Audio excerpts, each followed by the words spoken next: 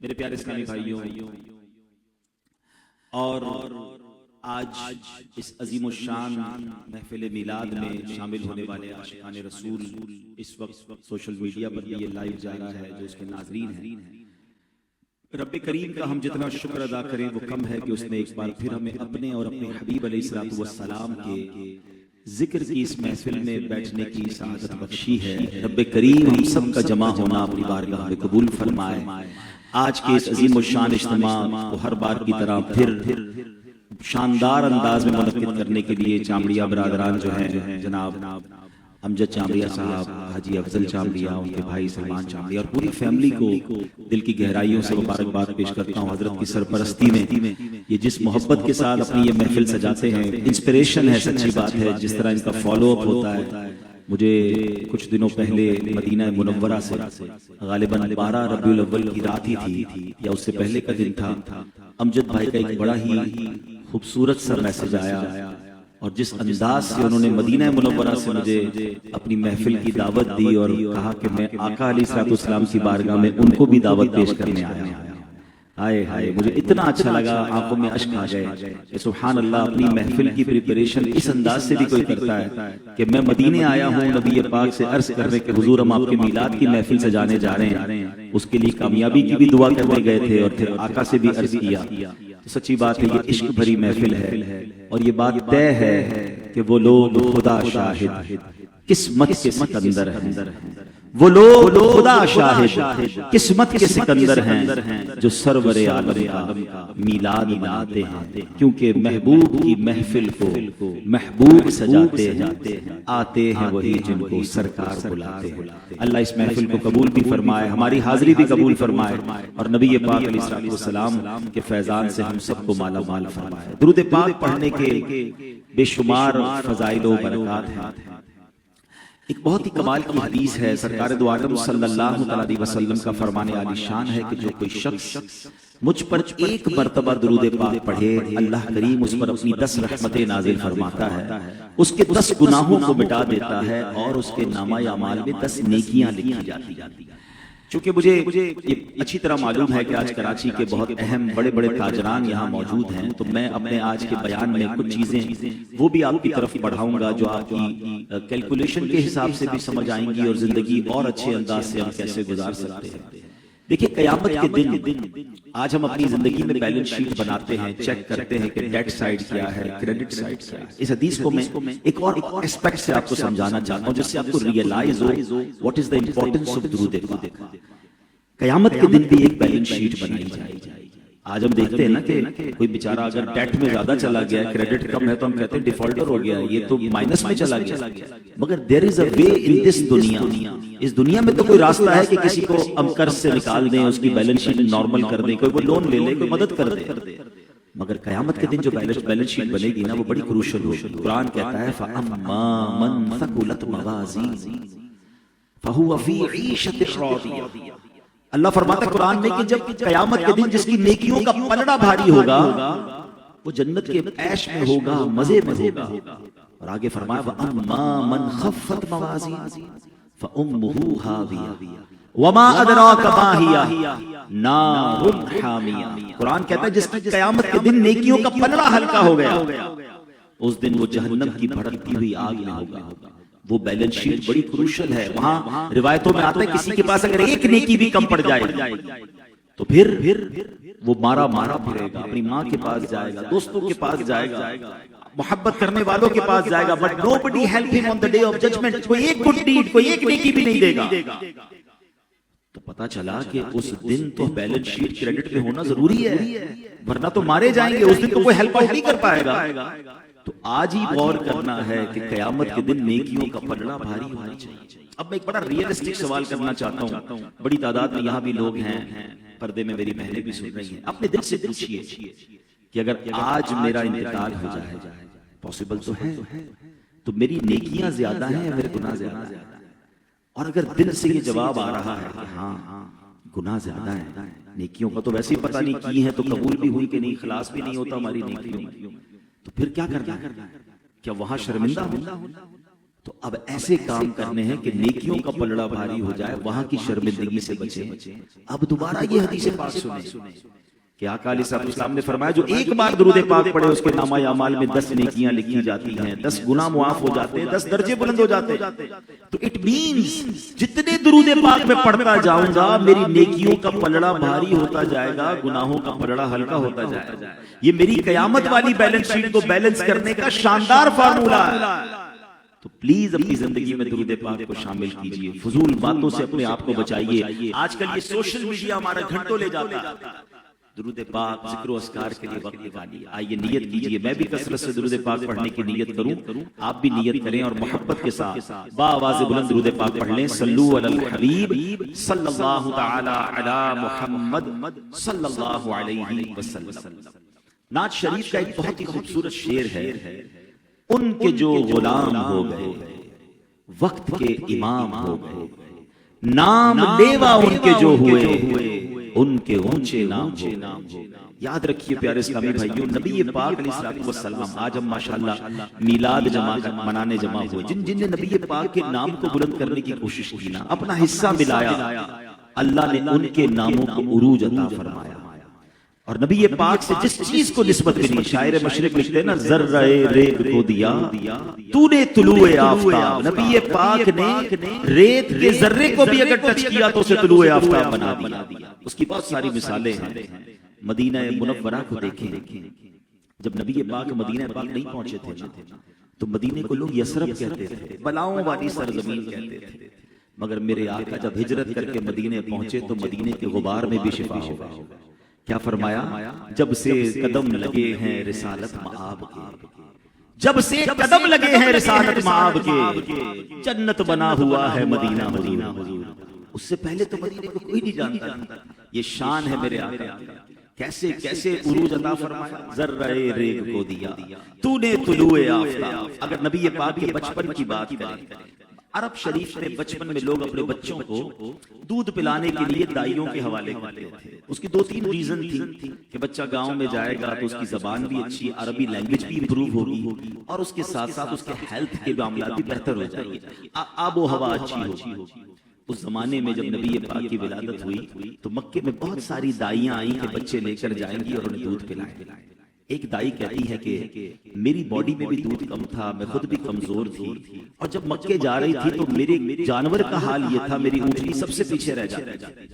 قافلے والے مجھے ٹانٹ کرتے تھے، کہتے تھے اے حلیمہ تمہاری وجہ سے ہم پیچھے رہ جاتے ہیں، بار بار رکنا پڑتا ہے، تمہارا جانور پیچھے رہ جاتا ہے۔ کہتا ہے مکے پہنچی، سب دائیوں کو بچے مل گئے، مجھے کسی نے بچہ نہ دیا، کیونکہ میں خود بھی کمزور لاغر تھی، مگر میں نے دیکھا کہ ایک بچہ ایسا ہے جو کوئی لے کر بھی نہیں گیا، چہرہ بڑا نورانی ہے، مگر اس لیے چھوڑ گئے کہ اس بچے کے والد نہیں تھے۔ تو بی بی حلیمہ کہتی ہیں کہ میں نے سوچا کہ کوئی نہ لے گیا تو میں ہی لے جاؤں، خالی ہاتھ جانے سے بہتر ہے۔ مگر کمال یہ ہوا کہ جیسے اس بچے کو گود میں اٹھاتی ہوں، اپنے جانور پر ہم بیٹھتے ہیں، وہی اونٹنی جو سب سے پیچھے آ رہی ہے وہ سب سے آگے چل گئی۔ قافلے والے کہتے ہیں اے حلیمہ کیا جانور بدل لیا؟ تو میں نے کہا جانور نہیں بدلا۔ اس نے جو جواب دیا نعت کے شعر میں آپ کو سنا دیتا ہوں، مل کر پڑھ لیجئے گا۔ یہ کہتی تھی گھر گھر میں جا کر حلیمہ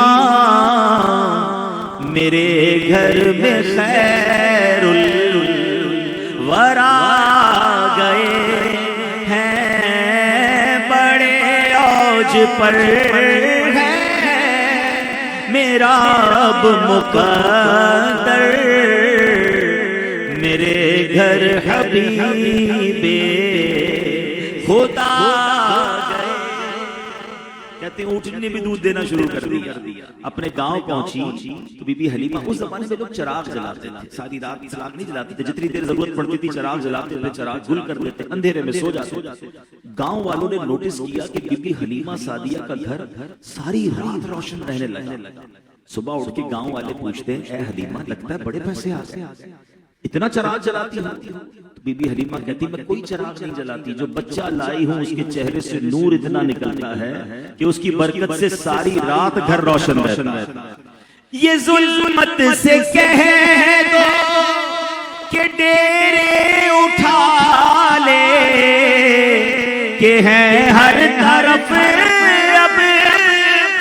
اجالے اجالے اجالے اجالے کہا جن کو حق نے سراجم منیرا میرے گھر وہ نور خدا گئے. اب سمجھنا یہ ہے کہ نبی پاک علیہ السلام نے جس چیز کو ٹچ کیا، جس کو نسبت ملی. I have a question for all of you. مجھے بتائیے اس سال مکے میں بہت ساری دائیاں آئی ہوں گی، کسی ایک کا نام بتا دیں بی بی حلیمہ کے علاوہ. ہمیں کسی کا نام نہیں پتا. آج 1450 سال گزر گئے، اس دائی حلیمہ کے قصیدے ہم گا رہے ہیں. اس کا کیا مطلب ہے؟ نام لیوا ان کے جو ہوئے، ان کے اونچے نام ہو. یہ بات سمجھنی ہے. ایک ایسے شخص جن کے ہاتھ میں ننگی تلوار تھی. انٹینشن کیا تھی کہ نبی پاک کو معاذ اللہ شہید کرنا، قتل کرنے کے ارادے سے آئے، مگر جلوہ جانا دیکھا، پیارے آقا کا دیدار کیا، کلمہ پڑھ کر مسلمان ہو گئے. دامن مصطفیٰ کیا ملا، میرے آقا نے کیسا بنا دیا. خود فرماتے میرے بعد کوئی نبی ہوتا تو عمر ہوتا. اللہ اکبر، اسے عمر فاروق بنا دیا. تو پتہ یہ چلا کہ جس کو پیارے آقا سے نسبت ہوتی جاتی ہے اللہ اسے عروج عطا فرماتا ہے. اور سبحان اللہ، صحابہ کرام علیہ الرضوان کی جو تربیت نبی پاک نے فرمائی. آج میں دو عظیم صحابہ کا ذکر آپ کے سامنے کرنے آیا ہوں. ویسے تو بہت سارے صحابہ تاجر تھے، بڑے بڑے بزنس مین تھے، مگر یہ دو ہستیاں وہ ہیں جو one of the biggest business man of that era تھے. اس زمانے کے ملینرز اور بلینرز تھے. اور سبحان اللہ، قطعی جنتی بھی. ویسے تو ہر صحابی جنتی ہے، مگر یہ وہ دو صحابہ ہیں کہ جن کو عشرۂ مبشرہ میں ہونے کا شرف ملا. یہ 10 وہ صحابہ ہیں جنہوں نے نبی پاک کی زبان سے جنت کی بشارت سنی. آج بڑی تعداد میں یہاں بزنس مین بیٹھے ہیں اور مجھے ٹاپک بھی یہ دیا گیا کہ آپ ذرا ان عظیم ہستیوں کی کچھ اوصاف بیان کریں کہ وہ کیسے تھے کہ اپنا بزنس بھی کیا اور جنت بھی کما لی، نبی پاک کا ساتھ بھی دیا اور اسلام کی بڑی خدمت بھی کی. بعض اوقات جب ہم بزنس میں پڑ جاتے ہیں ہم یہ سمجھتے ہیں جناب اگر بزنس میں زیادہ بڑے کام کرنے ہیں تو پھر دین کے کام کے لیے وقت مشکل سے ملے گا، اور جناب ترقی کے راستے بعض اوقات ہم رانگ چوز کر لیتے ہیں. آ جاؤ میں آپ کو ایسے تاجروں کی بات بتانے جا رہا ہوں. One of the amazing personalities in the history of Islam. ایمان لانے کا واقعہ بھی بڑا عجیب ہے. ایک بڑا ہی نوجوان تاجر یمن جایا کرتا تھا بزنس ڈیل کے لیے، اور اسے وہاں پر ایک یمن میں راہب ملتا تھا. وہ راہب عبادت گزار تھا اور اس کا نام تھا اسکلان بن عواقل حمیری. یہ تاجر اس کے پاس جاتا تھا. ہر سال وہ تاجر اس سے پوچھتا، وہ جو یمن میں رہنے والا راہب پوچھتا مکے سے آئے ہو؟ کہا مکے سے آئے. کچھ نئی بات ہوئی ہے، کچھ ان یوزول ہوا ہے، کچھ ہلچل سی مچی ہے؟ کہتا نہیں، ایوری تھنگ از نارمل. واپس تاجر آ جاتا بزنس کرتے. ہر سال بزنس ٹور پہ جاتا تھا. ہم میں سے کئی لوگ ہر سال ایم ٹیکس میں جرمنی جاتے ہیں، کوئی کہاں جاتا ہے کوئی کہاں جاتا ہے. سمجھ لیں اس زمانے میں بزنس ہب یمن تھا. ایک سال کہتے ہیں وہی سال تھا جس سال نبی پاک نے اعلان نبوت فرما دیا. اس سال وہ تاجر پھر یمن گئے. اب جو حمیری تھا اسکلان بن عواقل حمیری، وہ بہت بوڑھے ہو گئے تھے، آنکھیں بھی بھویں بھی سفید ہو گئی تھی، آنکھوں پہ پٹی بھی بندی تھی. وہ کہتے ہیں میں پھر ان کے پاس گیا، پہچان لیا انہوں نے کہ تم وہی ہو جو ہر سال آتے ہو. کہا کہ کچھ میں تمہیں بتاؤں. اب وہ حمیری بتاتے ہیں، بزرگ بتاتے ہیں کہ تمہارے شہر میں کچھ نیا ہو چکا ہے. اللہ کے آخری نبی آ چکے ہیں، وہ اسلام کا پیغام لے کر آئے ہیں اور وہ تمہارے رشتہ دار بھی ہیں. ایسا کرو بزنس ٹور چھوٹا کرو، جاؤ ان کی خدمت کرو، وہ تمہاری دنیا کے لیے بھی بہتر ہوگا، آخرت کے لیے بھی بہتر ہوگا. اور ایسا کرو میرے لیے، میں نے ان کے لیے کچھ اشعار لکھے، ان کی تعریف میں میں نے کچھ اشعار لکھے ہیں، یہ اشعار بھی لے جاؤ اور جا کر انہیں سنا دے. وہ نوجوان کہتا ہے میرے لیے بڑی بڑی بڑی حیران کن بات تھی کہ میرے ہی شہر میں کچھ ایسا ہو گیا ہے مجھے نہیں پتا اور یمن میں رہنے والے کو پتا. انہوں نے بزنس ٹور اپنا وائنڈ اپ کیا، جلدی سے مکے پہنچے. جب مکے پہنچے تو ان کے ریلیٹیوز میں حضرت ابوبکر صدیق رضی اللہ عنہ تھے، وہ مل گئے فوراً. کہا اے ابوبکر بتاؤ کچھ مکے میں نیا ہوا ہے؟ کچھ بڑا اناؤنسمنٹ ہوا ہے؟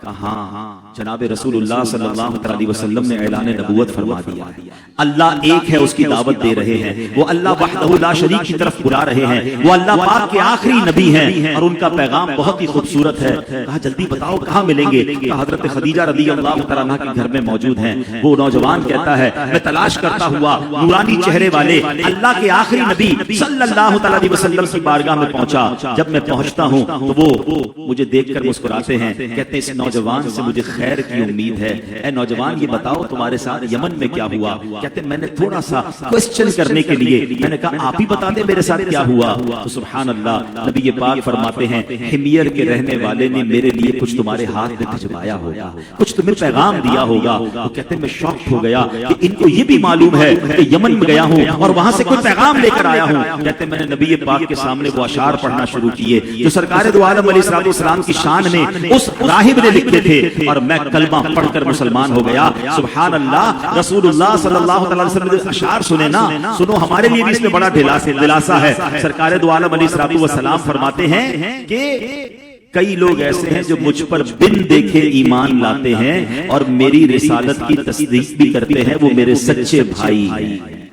آئے ہائے، نبی پاک سے پہلے بھی آپ کے دیوانے تھے اور آج 1400 سال گزرنے کے بعد بھی آقا کے دیوانے یہاں بھی جمع ہیں۔ ہم نے دیکھا نہیں ہے مگر دل و جان سے نبی پاک سے محبت ہے، اپنا سب کچھ سرکار دو عالم علیہ السلام پر قربان کرنے کا جذبہ رکھتے ہیں۔ ذرا سوچئے دیکھے بغیر محبت کا یہ عالم ہے، جن صحابہ نے دیدار کیا ہوگا ان کے عشق رسول کا عالم کیا ہوگا۔ شاعر کہتے ہیں نا جب حسن تھا ان کا جلوہ نما، انوار کا عالم کیا ہوگا۔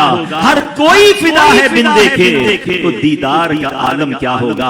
اللہ اکبر، یہ نبی پاک کی کیسی شان کریمی ہے کہ جو بن دیکھے ایمان لائے، پیارے آقا نے انہیں سچے بھائی فرمایا ہے۔ اللہ کرے کہ نبی پاک ہمیں بھی اپنی غلامی میں قبول فرما لیں۔ اب ذرا غور کیجئے وہ کون شخص تھا، وہ نوجوان کون تھا جو اس طرح پیارے آقا کی غیب کی خبر سننے کے بعد ایمان لے آئے؟ وہ کوئی اور نہیں، ان کا نام عبد الکعبہ یا عبد عمر تھا۔ نبی پاک کو جب انہوں نے نام بتایا تو پیارے آقا نے ان کا نام بھی تبدیل کر دیا۔ اب آپ جاننا چاہیں گے وہ نوجوان کون تھا، وہ مکے کا تاجر کون تھا؟ ان کا نام عبد الرحمن بن عوف رضی اللہ تعالیٰ عنہ ہے۔ میرے آقا نے ان کا نام بدل دیا۔ اچھا یہاں میں ایک چھوٹا سا اشارہ دے دوں کیونکہ ہماری سسٹرز، ہماری بہنیں بھی ہمیں پردے میں سن رہی ہیں، ہمارے یہاں بھی عجیب عجیب نام رکھے جاتے ہیں۔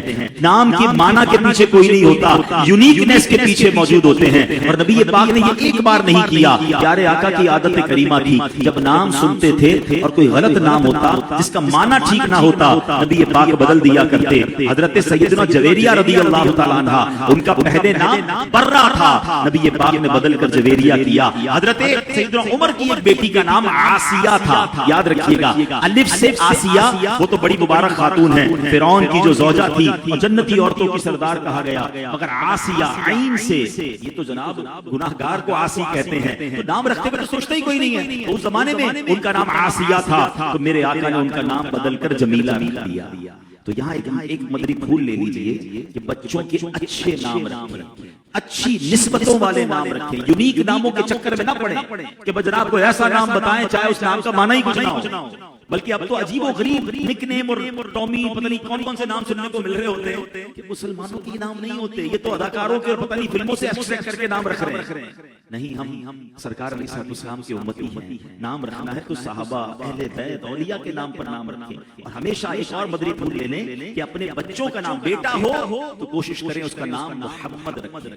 پکارنے کے لیے بے شک پھر آپ کوئی بھی اچھا سا نام رکھ لیں کسی صحابی کسی ولی کے نام پر، مگر نام محمد رکھیں۔ سرکار دو عالم صلی اللہ علیہ وسلم سے فرمایا کہ جس کے لڑکا پیدا ہو اور وہ میری محبت اور میرے نام پاک سے تبرک کے لیے اس کا نام محمد رکھے، وہ اور اس کا لڑکا دونوں جنت میں جائیں گے۔ سبحان اللہ۔ تو پھر نبی پاک سے محبت کے لیے اپنے بچوں کا نام یہ رکھیں، پکارنے کے لیے آپ نام ڈیفرنٹ کر سکتے ہیں۔ اچھا یہاں ایک اور وظیفہ بھی بتا دیتا ہوں کہ اگر کوئی بیٹے کے تمنائی بیٹھے کہ بیٹا چاہیے تو علماء فرماتے ہیں اگر حمل ٹھہر جائے اور یہ نیت کر لے کہ اگر بیٹا ہوا تو نام محمد رکھوں گا، انشاءاللہ اللہ اسے بیٹا عطا فرمائے گا۔ تو یہ میرے آقا کے نام کی برکت ہے۔ چلیں لگے ہاتھوں میں نام کے حوالے سے بھی آپ کو بتا دیا کہ نام اچھے رکھنے چاہیے، کیونکہ قیامت کے دن بندہ دو بچوں کو ان کے باپوں کے نام کے ساتھ پکارا جائے گا. اب سوچیں کسی کا کسی اداکار کے نام پر یا پتہ نہیں کس کے نام پر نام رکھا ہے اور قیامت میں سب کے سامنے اس کو اس نام سے پکارا جائے. کیا مزہ آئے کہ مجھے قیامت کے دن محمد کے نام سے پکارا جائے, بلال کے نام سے پکارا جائے, ابو بکر کے نام سے پکارا جائے, عثمان غنی کے نام سے پکارا جائے, مولا علی کے نام سے پکارا جائے, ہماری بچیوں کو بی بی فاطمہ کے نام سے پکارا جائے. ارے ان کی نسبتیں ہوں گی تو ان شخصیتوں کا کرم بھی ہو جائے گا اور ساتھ جنت میں جانا بھی نصیب ہو جائے گا. تو ہمیں اچھے نام رکھنے چاہیے اپنے بچوں کے, اور اللہ نہ کرے اگر برے نام رکھ دیے ہیں تو علماء سے مشورہ کر کے اسے چینج کر لینے چاہیے. آتے ہیں سیدنا عبد الرحمن بن عوف کی سیرت پر. One of the amazing personality. یاد رکھیے عشرہ مبشرہ جنہیں کہا جاتا ہے نا, ایک ہی حدیث میں نبی پاک نے, ترمذی کی حدیث ہے, ون شاٹ ایک ہی محفل میں 10 صحابہ کے لیے جنت کی جو بشارت دی تھی. سبحان اللہ. آقا فرماتے ابو بکر, عمر, عثمان, علی, طلحہ, زبیر, عبد الرحمن بن عوف, سعد بن ابی وقاص, سعید اور ابو عبیدہ بن جراح رضی اللہ تعالیٰ عنہم اجمعین جنتی ہیں. میرے آقا نے ایک ساتھ انہیں جنت کی بشارت دی. یہ 10 صحابہ کو عشرہ مبشرہ کہا جاتا ہے. اور بریلی کے تاجدار امام عشق و محبت انہی کا ذکر کرتے ہوئے کتنی پیاری بات ارشاد فرماتے ہیں. فرماتے وہ 10 جن کو جنت کا مشتاق ملا, وہ 10 جن کو جنت کا مشتاق ملا, اس مبارک جماعت پہ لاکھوں سلام. ہی از ون آف دیم. حضرت عبد الرحمن بن عوف ان میں ہیں. اچھا صرف ان کو کتنے القابات ملے, نبی پاک علیہ السلام نے کیسے کیسے ٹائٹل دیے. ایک بار ان کے پاس بزنس مین تھے, ایک بزنس گروپ آیا. یہاں آپ نے بھی یہ کام کرنا چاہیے. اگر کوئی ڈیلیگیشن آ رہے ہیں, کچھ دوست آ رہے ہیں, ہم مل کر کہیں بزنس کرنے جا رہے ہیں, ساتھ ساتھ کوئی دین کا کام بھی کر لیا کریں. چلو مل کر مسجد چلتے ہیں, چلو مل کر کسی اچھے سے پروگرام میں چلتے ہیں, تاکہ میرے پاس ملنے آیا ہے میں نیکی کی دعوت میں حصہ ڈال دوں. حضرت عبد الرحمن بن عوف کے پاس پورا قافلہ تاجروں کا. آپ پورے قافلے کو لے کر نبی پاک کی بارگاہ میں آئے. کہتے چلو نبی پاک کا دیدار کرواتا ہوں تاکہ ان کو بھی اسلام کی کوئی دعوت مل جائے. جیسے ہی نبی پاک کی بارگاہ میں پہنچے, سنیں حضرت عبد الرحمن بن عوف کو کیا سعادت ملی کہ سرکار علیہ الصلوۃ والسلام نے آپ کو جنتی ہونے کی دعا دی. اسی وقت جبریل امین آئے اور عرض کی یا رسول اللہ, بے شک اللہ عز و جل آپ کو سلام ارشاد فرماتا ہے اور فرماتا ہے عبد الرحمن بن عوف کو میرا سلام دو اور انہیں میری طرف سے بھی جنت کی خوشخبری دے دیجیے. حضرت نبی پاک سے بھی جنت کی خوشخبری انہیں مل رہی ہے اور اللہ کریم کی بارگاہ سے بھی جنت کی خوشخبری مل رہی ہے. حضرت عبد الرحمن بن عوف کے جو ٹائٹلز تھے, جو القابات تھے, جو انعامات تھے, سنیے گا. نبی پاک فرماتے ہیں عبد الرحمن بن عوف سید من سادات المسلمین. حضرت عبد الرحمن بن عوف مسلمان شرفاء کے سردار ہیں. ایک جگہ نبی پاک فرماتے ہیں کہ عبد الرحمن بن عوف امین فی السماء و امین فی الارض, یعنی زمین و آسمان میں امانت دار ہیں. ایک جگہ میرے آقا فرماتے ہیں عبد الرحمن بن عوف زمین میں اللہ کے وکیل ہیں.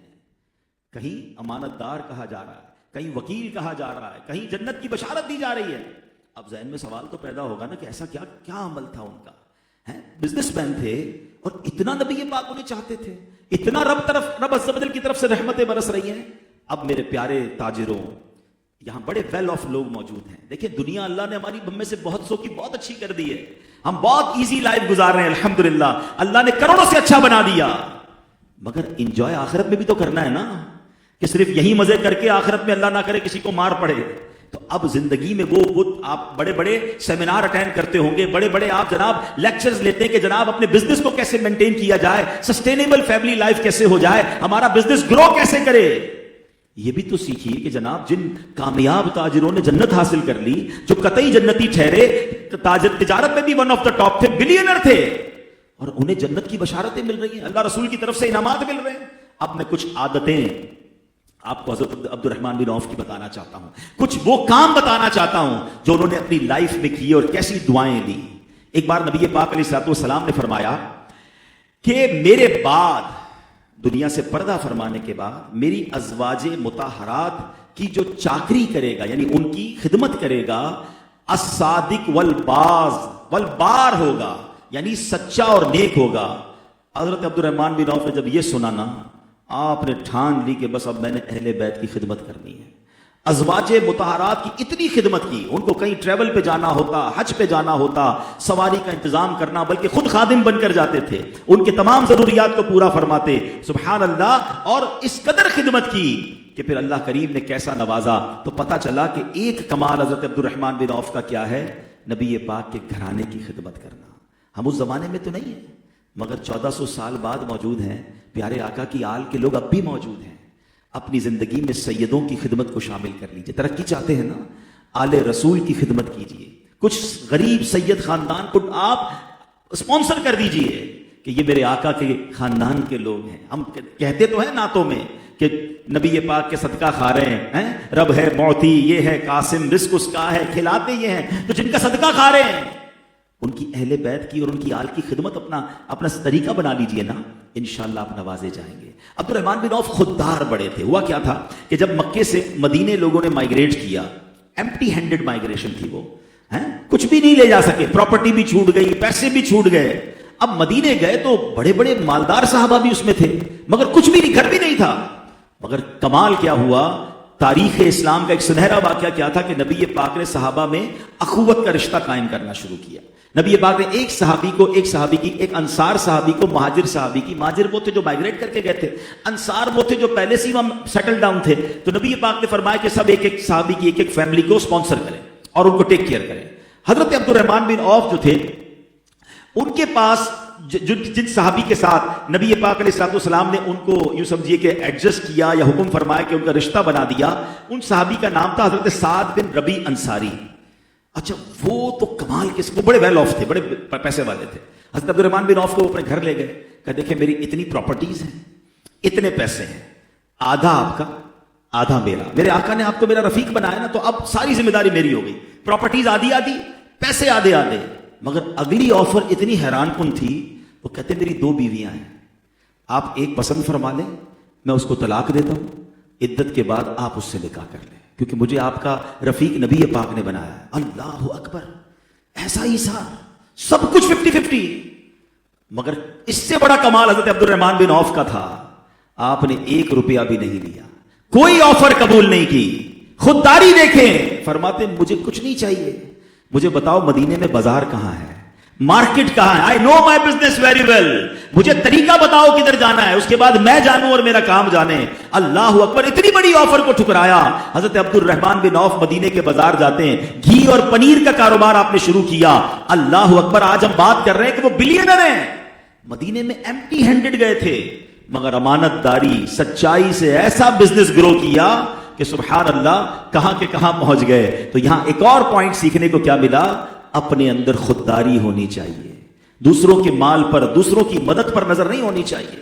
یہاں ان لوگوں کے لیے بھی درس ہے جو چھوٹے چھوٹے معاملے پر لوگوں کے سامنے ہاتھ پھیلاتے ہیں، لوگوں کے پاس جا کر جناب اپنی چیزیں مانگنا شروع کر دیتے. نہیں، وہ شاعر کہتے ہیں نا، کسی کا احسان کیوں اٹھائیں، کسی کو حالات کیوں بتائیں، تمہیں سے مانگیں گے تم ہی دو گے، تمہارے در سے ہی لو لگی. اللہ ہمیں اپنے در کے سوا کسی کا محتاج نہ بنائے. وہ کہتے ہیں نا، دینے والا ہاتھ ہمیشہ اوپر رہتا ہے، برکتوں والا ہوتا ہے. اللہ کبھی مانگنے والا ہاتھ ہمیں نہ بنائے، اور ہمیشہ مشکلات میں رب کی بارگاہ میں، اس کے حبیب علیہ السلام کی بارگاہ میں رجوع لائیں، دنیا والوں کی طرف نہ بڑھیں.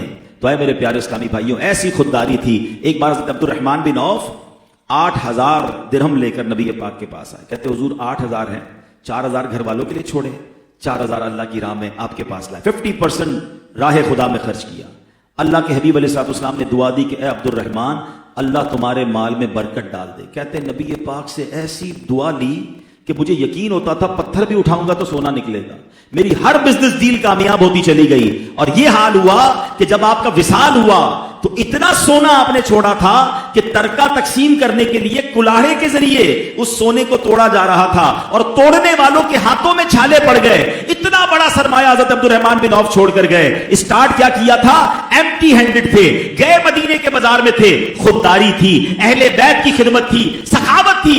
اللہ نے کیسی برکت ڈال دی. آپ سے پوچھا گیا کہ جناب اتنی ترقی کیسے کر لی؟ کہتے میرا بزنس کا ایک ہی فارمولا تھا، میں چھوٹے نفع کے اوپر مال گما دیتا تھا، میں چھوٹے نفع پر سیل آؤٹ کرتا تھا، ہول سیل میں بڑا کام کرنے کی کوشش کرتا تھا، پروفٹ زیادہ نہیں رکھتا تھا. کمال کا آپ کا فارمولا تھا، سچ یقیناً تھا، ایمانداری یقیناً تھی. مگر سبحان اللہ، جب نبی پاک کی دعائیں بھی ساتھ تھی تو ترقی ہوتی چلی گئی. حضرت عبد الرحمن بن عوف کے بارے میں آتا ہے کتنی سخاوت کی، اللہ کی راہ میں کتنا خرچ کیا. سبحان اللہ، سنتے جائیے اور اپنے جذبہ سخاوت کو بھی اور بڑھاتے جائیے. حضرت عبد الرحمن بن عوف کے ایسے غنی تھے، نبی پاک فرماتے ہیں میری امت کے مالداروں میں سب سے پہلے عبد الرحمن بن عوف جنت میں داخل ہوں گے. تو ایسے ہیں کئی بار ہزاروں درہم لاکھوں درہم، کبھی اونٹ چاہیے تو مسلمانوں کو دے رہے ہیں، اہل بیت کی خدمت کر رہے ہیں. تو اللہ ہمیں ان کا صدقہ عطا فرمائے. تو بزنس کمیونٹی کے لیے پیغام یہ ہے کہ ایمانداری سے کام کریں، سچائی کے ساتھ کام کریں. حدیث پاک کا مضمون ہے کہ امانت دار اور سچا تاجر قیامت کے دن صدیقین، انبیاء اور شہداء کے ساتھ ہوگا. یہ کسی مفتی کی فضیلت نہیں بیان ہو رہی، بزنس مین کی ہے، مگر سچا امانت دار ہے تو پھر اللہ پاک کیسی برکت دیتا ہے. اب آخر میں حضرت عثمان غنی کی بھی کچھ بات کر لیں. آئے ہائے ہائے، یہ دوسرے صحابی ہیں اور یہ بلینر ہیں اس زمانے کے، اور کیسے اتنا مال ہے مگر سبحان اللہ آپ کا جو مائنڈ سیٹ تھا نا، اللہ سیدنا عثمان غنی کی نیکیوں کی حرص کا صدقہ عطا فرما دے.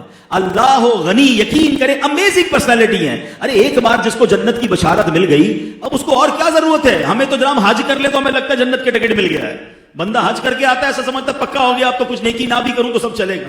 یہ بار بار جنت کی بشارت دے رہے ہیں، اور ایک بار نہیں ہوا. ہمیں وہ واقعہ تو یاد ہے کہ غزوہ تبوک کے موقع پر جناب جب مسلمانوں کو سامان کی ضرورت تھی، حضرت عثمان غنی کھڑے ہوئے، 100 اونٹ، پھر 200، پھر 300، اور نبی پاک سے جنت کی بشارت دی. صرف ایک بار ایسا نہیں ہوا. ایک بار مسجد الحرام مکہ پاک میں، سنیں انویسٹمنٹ کیسی ہے. آج بزنس مین ڈسکس کرتے ہیں یار فلاں بندے نے صحیح ٹائم پہ پلاٹ لیے ڈی ایچ اے میں، دیکھو کتنے پیسے ہو گئے. او جناب شارع فیصل پہ اس نے کیسے ٹائم پہ پلاٹ لیا تھا، ملٹی پلائی ہو گئے. بزنس مین کئی یہ باتیں کر رہے ہوتے ہیں. میں بتاتا ہوں انویسٹمنٹ کسے کہتے ہیں، خریداری کسے کہتے ہیں. آئے ہائے، اللہ سیدنا ابو بکر صدیق کے اس صدقے کی برکت عطا فرمائے کہ جب مسجد نبوی کی زمین لینی تھی، حضرت ابو بکر صدیق نے جا کر وہ زمین جب یتیموں سے خرید کر مسجد نبوی کے لیے وقف کی، نبی پاک نے فرمایا تھا اے ابو بکر کچھ پیسے میرے بھی ملا لو. کہتے حضور میرا سب کچھ آپ کا ہے. آپ کو اندازہ ہے صدیق اکبر کے ثواب کا؟ اب بھی مسجد نبوی میں جتنی نمازیں ہو رہی ہیں، جتنے درود ہو رہے ہیں، جتنے جناب لوگ دنیا بھر سے جا کر عبادتیں کر رہے ہیں، اب بھی اور قیامت تک حضرت ابو بکر صدیق کو اس کا ثواب مل رہا ہے. کیا شاندار انویسٹمنٹ کر گئے حضرت عثمان غنی. سنو، مسجد الحرام کی توسیع ہے، کعبے کی توسیع، کعبے کی مسجد کی توسیع کرنی تھی تو قریب ہی ایک مکان تھا. تو نبی پاک علیہ الصلوۃ والسلام نے اس گھر والے سے کہا کہ یہ مکان مجھے دے دو، اس کے بدلے میں تمہیں جنت میں مکان دوں گا. اس نے اس بات کو ایکسیپٹ نہیں کیا. ہوگا کوئی شخص، حضرت عثمان غنی کو پتا چل گیا. اب ذرا سنیے گا، ہم کہتے ہیں نا اپارچونٹی چھوڑنی نہیں چاہیے. کاروبار میں ایک جملہ بڑا مشہور ہے، موقع ملے تو پکڑ لو بھائی، بعد میں ڈیل نکل جائے گی. آئے ہائے کیسا ذہن تھا عثمان غنی کا. اچھا کمال انہوں نے کیا کیا، پیارے آقا علیہ الصلوۃ والسلام کے پاس پہلے نہیں گئے، پہلے اس بندے کے پاس گئے. پتا تو چل گیا تھا کہ نبی پاک نے اس کو آفر دی ہے اور اس نے گھر نہیں دیا. تو کہا کتنے میں دو گے؟ ڈیل چلاتے رہے 10,000 دینار سونے کی اشرفیاں. آپ نے وہ گھر خرید لیا، اونرشپ ٹرانسفر کر لی اپنے نام پر. ٹھیک ہے نا، ہماری زبان میں ٹرانسفر بھی ہو گیا، موٹیشن بھی ہو گیا. اب گئے نبی پاک کے پاس، جا کے کہتے ہیں حضور آپ نے وہ مسجد الحرام کے ساتھ جو گھر تھا، اس گھر والے کو یہ آفر کی تھی کہ یہ گھر اگر مسجد الحرام کے ساتھ شفٹ کر دے، اٹیچ کر دے، وقف کر دے، آپ اسے جنتی گھر دیں گے. حضور آپ کو بتانا یہ تھا وہ گھر اب میرا ہو گیا ہے، کیا میرے لیے بھی آفر ہے؟ آئے ہائے، نبی پاک نے فرمایا عثمان تمہارے لیے بھی آفر ہے. کہتے حضور یہ گھر میں اللہ کے لیے وقف کرتا ہوں. صرف ایک بار نہیں، مسجد نبوی کے برابر میں ایک پلاٹ تھا. سبحان اللہ، حضرت ابو بکر صدیق نے تو جگہ لی، اب جگہ شارٹ پڑ گئی، اور ایکسٹینڈ کرنا تھا. تو نبی پاک نے ایک پلاٹ تھا، اس سے فرمایا کہ یہ زمین کا ٹکڑا مجھے دے دو، اس کے بدلے مجھ سے جنت میں یہ پلاٹ لے لینا. اس نے بھی یہ آفر نہیں مانی. حضرت عثمان غنی جیسا بزنس مین کون تھا؟ ڈیل پتا چل گئی، گولڈن ڈیل، پری لانچنگ کہتے ہیں نا، پکڑ لو بھائی پھر مہنگا ہو جائے گا بعد میں. حضرت عثمان غنی کو پتا چل گیا، فوراً اس کے پاس پہنچتے ہیں، فرماتے یہ پلاٹ مجھے دے دو. پلاٹ خریدا. آقا سے کہتے ہیں حضور اب میں اللہ کے لیے وقف کرتا ہوں، کیا مجھے بھی جنت میں پلاٹ ملے گا، مجھے بھی جنت میں زمین ملے گی؟ آقا نے فرمایا عثمان تمہیں بھی ملے گی. مکے سے مدینے مسلمان جاتے ہیں، پانی کی ضرورت ہے، پیاس ہے. پیارے آقا علیہ الصلوۃ والسلام ایک کنویں کے پاس، کنویں والے کے پاس جاتے ہیں، فرماتے یہ کنواں دے دو، اس کے بدلے جنت میں کنواں لے لو. کنویں والا کہتا حضور اسی سے بچوں کی روزی چلاتا ہوں. آفر ایکسپٹ نہیں کی. سبحان اللہ. پھر عثمان غنی رضی اللہ عنہ کو پتا چلتا ہے. ایک بات تو سوچئے، تلاش کر رہے ہیں کہ کہیں سے موقع مل جائے، نیکی مل جائے. آج میں اور آپ تلاش کرتے ہیں کہیں سے ڈیل مل جائے، کہیں سے پیسے کمانے کا موقع مل جائے. ارے کراچی نہیں، چلو لاہور نہیں جناب، دبئی، ارے کسی اور ملک چلتے ہیں جہاں سے زیادہ پیسے مل جائیں. I am not discouraging you. اگر آپ حلال کما رہے ہیں کمائیے، مگر یہ جذبہ نیکیوں میں بھی تو ہونا چاہیے کہ جناب میں آگے بڑھ کر کہیں سے نیکی کما لوں، جنت کا موقع مل رہا ہے کما لوں. مسلمان پریشان ہے، میں ان کی مدد کر کے جنت کما لوں. ارے کووڈ آیا، ہم نے دو طرح کے لوگ دیکھے. سبحان اللہ. قبلہ علامہ صاحب بشیر صاحب موجود ہیں، بہت بہت ساری سنی تحریکوں نے, سیلانی ویلفیئر ہے, دعوت اسلامی اور بھی لوگوں نے, ہم نے دیکھا آپ جیسے عاشقان رسول میں ایک طبقہ تھا کہ امت پریشان تھی, کچھ لوگ اس وقت بھی مال کمانے کی فکر میں تھے, اناج مہنگا کر دیا اور اناج بھی گھٹیا اپنا نکال دیا کہ چلو راشن میں گھٹیا اناج چلا جائے گا. جو ماسک 1-2 روپے کا ماسک تھا 50-50 لاکھ روپے میں ماسک بیچا گیا, سینیٹائزر مہنگے کر دیے. ان کو یہ خیال نہیں آیا کہ امت پریشان ہے, ارے آج تو وقت ہے جنت کمانے کا, مگر اس وقت لوگوں نے پیسے کمائے. مگر سبحان اللہ ایک طبقہ وہ بھی تھا کہ جو مہنگا اناج خریدتا تھا اور فری تقسیم کرتا رہا. تو پتا چلا یہ موقع ہوتا ہے نیکی کمانے کا. حضرت عثمان غنی کو پتا چلا کہ یہ کنواں جو ہے سبحان اللہ جنت کا کنواں ملے گا. پہنچ گئے اس کنویں والے کے پاس, کہتے کنواں دے دو. کہتے نہیں دینا. کتنے میں دینا؟ کہا بیچنا نہیں ہے, میرے بچوں کی روزی ہے. کمال کے بزنس مین تھے. آپ کہتے ہو نا ہمارے پاس بڑا دماغ ہے ڈیل کرنے کا, دیکھو حضرت عثمان غنی نے کیسی ڈیل بنائی. کہا اچھا ایسا کرو پورا نہیں دینا, آدھا دے دو. کنواں آدھا کیسے بک سکتا ہے؟ کہا ایسا کرتے ہیں ایک دن تمہارا ایک دن میرا. اس کو بات سمجھ آئی, یار آدھا بک بھی جائے گا. ایک دن جو میرا دن ہوگا, every alternate day I will sell my water to the people of Medina, اور آدھا بے شک یہ مسلمانوں کو فری پلا دیں. کہا ٹھیک ہے. کتنے میں ڈیل کا؟ 12,000 میں. پہلے وہ 25-30 ہزار میں بھی دینے کے لیے تیار نہیں تھا, 12,000 دینار میں آپ نے آدھا کنواں خرید لیا. مائنڈ سیٹ دیکھیں آپ نے کیا کیا. جو آپ کا دن تھا نا حضرت عثمان غنی کا, فار ایگزامپل منڈے کا دن ان کا تھا, ٹیوزڈے کا دن اس بندے کا تھا, آپ نے اعلان کر دیا کہ پیر والے دن سارے مدینے والوں کے لیے پانی فری ہے. اب کیا ہوا, مسلمان تو آئے, غیر مسلم بھی آئے, سب نے پانی لیا, جانور بھی انہوں نے ان کی پانی بھر کے لے گئے. اب ٹیوزڈے کا دن آیا تو اس سے کوئی پانی خریدنے نہیں آ رہا. لوگوں کو ایک دن پہلے فری مل گیا, ان کو پتا ہے ویڈنسڈے کو پھر فری مل جائے گا, every alternate day water is free. کیا کمال کی ڈیل بنائی. وہ بندہ سوچ میں پڑ گیا کہ یہ میں نے کون سی ڈیل کر لی, اب تو پانی کوئی نہیں خرید رہا مجھ سے.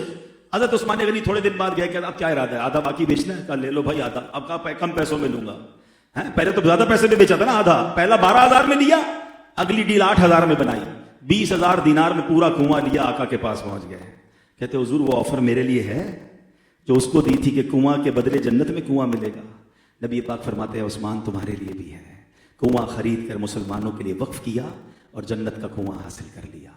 اب میں کنکلوژن کی طرف آتا ہوں. کاش ہم تاجروں کو, ہمارے بھائیوں کو, میری بہنیں بھی سن رہی ہیں, جس طرح ہماری بہنوں کو کس چیز کی لالچ ہوتی ہے, نئی ڈیزائن آئی ہے, آج کل یہ فیشن ہے, یہ والا کپڑا بنانا ہے, ابھی کل بنایا تھا, نہیں وہ تو پورا پرانا ہو گیا. یہ تو آج تک سمجھ نہیں آیا کہ ایک دعوت میں پہن لیا دوبارہ پہننا ہی نہیں ہے. وہ ان کا یہ شوق بنا ہوا ہے کہ خرچے کرنے کپڑوں پر, زیور پر, ادھر ہی مال لگائی جانا ہے. بزنس مین کا شوق کیا ہے, آج کل آئٹم کون سی ہے, بے شک اس کا کام کپڑے کا ہے, اس کو پراپرٹی کا بھی کرنا ہے, پراپرٹی کا کرتے کرتے اناج میں پروفٹ ہے, ادھر بھی گھس جانا ہے, بعد میں سارے کام کر کے پریشان بھی ہو رہے ہوتے ہیں. اللہ کے بندے صبر کرو, تھوڑا ایک کام پر توجہ دے کر اس پہ ترقی کرے, اور پھر تو دین کے لیے بھی وقت رکھے, اپنی صحت کا بھی ٹائم رکھے. کچھ لوگ تو اتنا کام کر رہے ہیں کہ سو نہیں پاتے. میں کئی بزنس مین کو خود مشورہ دیا کہ اپنی آنکھیں دیکھو لال ہو گئی, آپ سوتے ہی نہیں ہیں, دن رات کام کر رہے ہیں, بعض اوقات ہاسپٹلائز ہو جاتے ہیں. تو جو نصیب میں ہے وہ مل کر رہے گا. اتنا کاروبار کو وقت دینا ہے, آخرت کو ٹائم کب دیں گے؟ تو میں آج آپ کے سامنے 2 عظیم بزنس مین کی باتیں لے کر آیا ہوں. لالچ اپنے اندر پیدا کریں کہ مجھے جنت کہاں سے ملے گی. حضرت عثمان غنی کی سیرت سے کیا ملا؟ مسجدیں بنانے کا شوق ہے, جیسے ہی موقع ملتا پلاٹ خرید کر مسجد میں دے رہے ہیں. اللہ کرے ہم بھی یہ شوق پیدا کریں کہ ہم کم از کم زندگی میں ایک مسجد تو بنائیں. حدیث پاک کا مضمون ہے جو اللہ کے لیے مسجد بناتا ہے اللہ اس کے لیے جنت میں گھر بناتا ہے. اپنی لائف میں سب نے ہم نے گھر بنا لیے, جنت کا گھر بنایا نہیں بنایا. مزہ کیا ہے, کوئی آپ سے پوچھے آپ کا گھر کہاں ہے, آپ کا ڈیفینس میں فلاں فیز میں رہتا ہوں, اور ایک جنت میں بھی گھر ہے. کیوں بھائی؟ میں نے اللہ کے نبی کے وعدے پر یقین کرتے ہوئے اللہ کا گھر بنایا, اللہ انشاءاللہ جنت میں بھی مجھے گھر دے گا. جنت کا ایڈریس بھی تو رکھو نا اپنے پاس. تو الحمدللہ دعوت اسلامی دنیا بھر میں مسجدیں بنا رہی ہے. آئیے ہمارا ساتھ دیجیے, مل کر مسجدیں بناتے ہیں اپنے لیے, اپنے محرومین کے لیے. پھر پانی کا صدقہ, ماشاءاللہ سیلانی والے ماشاءاللہ پورے پاکستان میں الحمدللہ کنویں کھدوا رہے ہیں. پانی کا صدقہ ہم بھی کر رہے ہیں, FGRF دعوت اسلامی کی طرف سے, کسی کے ساتھ بھی کریں, خود کریں, مگر پانی کا صدقہ ایکچولی مائنڈ سیٹ بنائیں کہ میں صدقہ کر کے, نیکی کر کے, اور صرف پیسوں سے نیکیاں نہیں ہوتی ہیں, کسی کی مدد کر کے بھی نیکی ہوتی ہے, کسی کی جائز سفارش کر کے بھی نیکی ہو جاتی ہے, کسی کی جناب دل جوئی کر کے بھی نیکی ہو جاتی ہے. لیکن نیکیوں کا جذبہ رکھیں. جیسے آج آخری بات, آج جمعے کا دن ہم نے گزارا ہے ماشاءاللہ. آپ کو پتہ ہے جمعے کے دن کی ایک نیکی 70 نیکیوں کے برابر ہے. ہمارے اسلاف تلاش کر کر کے جمعے کے دن نیکیاں کرتے تھے. فار ایگزامپل آپ نے سنڈے کے دن کسی مریض کو دیکھنا ہے, منڈے کو کوئی چیریٹی کرنی ہے, کوشش کریں اس کو فرائیڈے کو ڈائیورٹ کر لیں. یار منڈے کو کروں گا 1 نیکی ملے گی, سنڈے کو کروں گا 1 ملے گی, فرائیڈے کو کروں گا 70 مل جائیں گی. تو بزنس مین مائنڈ سیٹ بناؤ نا, تو اللہ کرے کہ نیکیاں کمانے, کیونکہ مرنے کے بعد نیکیاں نہیں کما سکیں گے. یہ بات یاد رکھیے گا. جس دن میری اور آپ کی آنکھیں بند ہوئی, اکاؤنٹ کلوز. مولا علی فرماتے نا آج عمل کا دن ہے، کل حساب کا دن ہوگا. آج ایسا عمل کر لو کہ کل جزا ملے. اور ہاں، صدقہ جاریہ ایک ایسا کام ہے جس میں بہت ساری طریقے ہیں ماشاءاللہ، جس میں آپ کنویں کھدوائیں، مسجدیں بنائیں، درخت لگائیں، یتیم خانہ ہے، اور ماشاءاللہ غریبوں کو جو کھانا کھلانے والا کام، یہ نیکیاں ہیں. اللہ کرے کہ ان عظیم بزنس مین، عظیم تاجر صحابہ کے صدقے اللہ ہمیں بھی ایمانداری والی تجارت نصیب فرمائے، اپنی راہ میں دل کھول کر خرچ کرنے کا جذبہ عطا فرمائے، دنیا میں رہ کر اپنی آخرت بہتر کرنے کا مائنڈ سیٹ نصیب فرمائے. صرف میری دنیا بہتر ہو جائے یہ سوچ نہ ہو، اللہ کرے یہ سوچ بن جائے کہ میری آخرت ایسی آرام دہ ہو کہ جب قبر میں جاؤں. آپ کو پتا ہے جب نیک لوگ قبر میں جائیں گے نا، ان کو کیا کہا جائے گا؟ نم کا نومۃ العروس، سو جا کہ جیسے دلہن سوتی ہے. اللہ کرے جب ہم قبر میں جائیں تو ہماری قبر نور مصطفیٰ سے جگمگا جائے. ہمارے آج کتنے نرم نرم بستر ہیں، ہمیں اپنے بیڈ کے بغیر نیند نہیں آتی. ہم نے اپنا پلو الگ رکھا ہوا ہے، اسپیشل پلو رکھا ہے. یار میری گردن میں درد ہو جاتا ہے. یہاں 50-60 سال کے لیے اتنا نرم بستر، قیامت تک جس قبر میں رہنا ہے وہ بستر نرم ہے کہ نہیں؟ فکر کی کہ نہیں؟ یہ نیکیاں ہوں گی تو ہوگا نا. ہاں، جنت کا باغ بن جائے گی قبر اس کی جس کے رب راضی ہوگا. تو اچھی زندگی گزاریے تاکہ قبر میں بھی چین ملے، جنت میں بھی ہمیں بلا حساب داخلہ مل جائے. اللہ پاک عمل کرنے کی توفیق عطا فرمائے. اللہ کریم آج کے اس اجتماع کو قبول فرمائے اور اس اجتماع کو ہماری زندگی میں بدلاؤ کا سبب بنا دے. دیکھیں نا کتنی بار ہم ربیع الاول کے اجتماع میں گئے ہوں گے. ربیع الاول کے اجتماع کے بعد کیا میرے اندر تبدیلی آتی ہے کہ نہیں؟ اس بار میلاد کے بہت سارے پروگرام آپ نے اٹینڈ کیے ہوں گے، صبح بہارا کے وقت بھی ہو سکتا ہے آپ نے دعائیں کی ہوں گی، مگر میرے اوپر فرق کیا پڑا؟ یہ ضرور کوسچن کیا کریں. ہمارا عقیدہ ہے کہ الحمدللہ اس مہینے میں رب کی بہت ساری رحمتیں برسیں، مگر میلاد کا مہینہ گزرنے کے بعد بھی میں بے نمازی رہا. جو جھوٹ بولنے والا تھا وہ جھوٹا ہی رہا، جو حرام کمانے والا ہی رہا. تو پھر اس کو اس مہینے سے کیا فائدہ ہوا؟ کیا پر کو برکت ملی؟ اس کو چینج کیا آیا؟ تو اس کا مطلب یہ ہے کہ بارش تو ہوئی مگر دل کی زمین لگتا ہے صاف نہیں تھی. کیونکہ جب بارش پڑتی ہے نا گندگی پر، وہ کیچڑ بنا دیتی ہے، مگر جب صاف زمین پر بارش پڑتی ہے تو پھول کھلا دیتی ہے، سبزہ اگ جاتا ہے. تو مجھے یہ چیک کرنا ہے کہ اس پورے مہینے میں جو میں نے اتنے سارے پروگرامز اٹینڈ کیے، رحمت کا مہینہ آیا، میرے دل میں عبادت کا پھول کھلا کہ نہیں؟ سچ کا پھول کھلا یا نہیں؟ میری بہنیں سوچیں کہ کیا اس مہینے کی برکت سے ہم نبی پاک کی مبارک شہزادی بی بی فاطمہ کی کنیزیں ہیں میری بہنیں. ان کے پردے کا عالم کیا تھا کہ قیامت کے دن جب بی بی فاطمہ کی سواری گزرے گی تو فرمایا جائے گا کہ سب لوگ اپنی آنکھیں نیچی کریں، خاتون جنت کی سواری گزر رہی. اتنا پردہ ہے بی بی فاطمہ کا، اور ان کی کنیزیں کہلانے والی بے پردے کا گھوم رہی ہیں. تو کم از کم اس مہینے میں یہ تو فرق آئے کہ میری آنکھوں میں حیا آئے، میرے اندر پردے کی توفیق آ جائے. میری بہنوں کے لیے کہہ رہا ہوں، اور سارے بھائی سوچیں کہ اگر اس مہینے میں بھی میری لائف میں کوئی بدلاؤ نہیں آیا نا تو I have to check my heart. لگتا ہے دل میں ابھی بھی گندگی ہے. اس کو صاف کیجئے، پھر دیکھیں ہر محفل، ہر نعت، ہر بیان، ہر دعا ہمارے دل میں انشاءاللہ عبادت کے پھول کھلائے گی، عشق رسول کا سبزہ اگے گا. انشاءاللہ آپ دیکھیں گے کہ دل نورانی ہو جائے گا. اللہ پاک ہمیں عمل کی توفیق عطا فرمائے. آمین بجاہ النبی الامین صلی اللہ تعالیٰ علیہ وسلم. ایسی پیاری باتیں دعوت اسلامی کے ماحول میں سکھائی جاتی ہیں. آپ مزید ایسے بیانات سننا چاہتے ہیں، مدنی چینل دیکھیے، ہمارے سوشل میڈیا کے جو پلیٹ فارمز ہیں اس کو آپ سبسکرائب کر دیں. تو اس طرح کی پازیٹیو اسپیچز جو ہیں دل پر اثر کرتی رہیں گی، اور ایک دن آئے گا کہ انشاءاللہ ہم بھی اللہ نے چاہا تو بدل جائیں گے. امجد بھائی، افضل بھائی، سلمان بھائی اور ان کی پوری فیملی کا میں شکریہ ادا کرتا ہوں کہ مجھے موقع دیا، اور اس پوری محفل سجانے پر آپ کو مبارکباد پیش کرتا ہوں. اللہ پاک قبول فرمائے. اور میں قبلہ سے معافی چاہتا ہوں، میں نے کچھ منٹ زیادہ لے لیے جو مجھے حکم دیا گیا تھا. ہمیشہ کی طرح شفیق ہیں، مجھے معاف بھی فرمائیں گے. اللہ پاک قبول فرمائے.